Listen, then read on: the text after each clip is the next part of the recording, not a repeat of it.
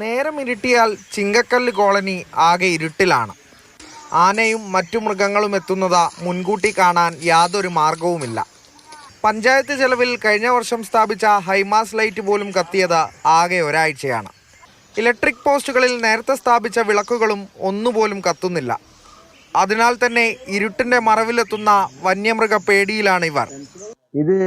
ഇത് മറ്റേ വെച്ചിട്ട് ഇപ്പോൾ കുറെ കാലമായിക്കണ്. വെച്ചിട്ട് ഒരാഴ്ച കത്തിയിരുന്നു.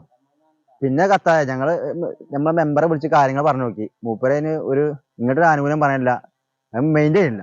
പിന്നെ ആനക്കുള്ള ആകെ ഒരു വെളിച്ചം ഇത്. രാത്രി ആന വരുമ്പോൾ ഈ വെളിച്ചം കണ്ട പോക്ക് ആന. അപ്പോൾ ഇപ്പം ആ വെളിച്ചമില്ല. ഞങ്ങൾ രാത്രി വരുമ്പോൾ തീയിടലും കൂക്കരൊക്കെയാണ്. പിന്നെ അത് ഉറങ്ങാൻ വരതുമില്ല.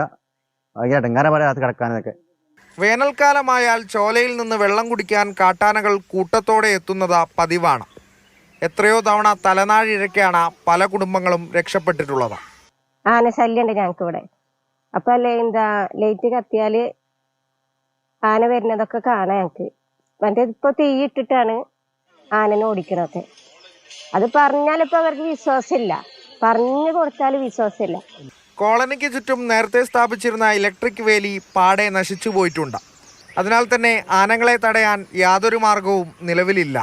തെരുവ് വിളക്കുകൾ കത്താത്തതും കാട്ടാന ഭീഷണിയും പലതവണ അധികൃതരോട് പറഞ്ഞെങ്കിലും യാതൊരു പരിഹാരവും ഇതുവരെ ഉണ്ടായിട്ടില്ലെന്നാണ് കോളനിവാസികളുടെ പരാതി. മാതൃഭൂമി ന്യൂസ്, മലപ്പുറം.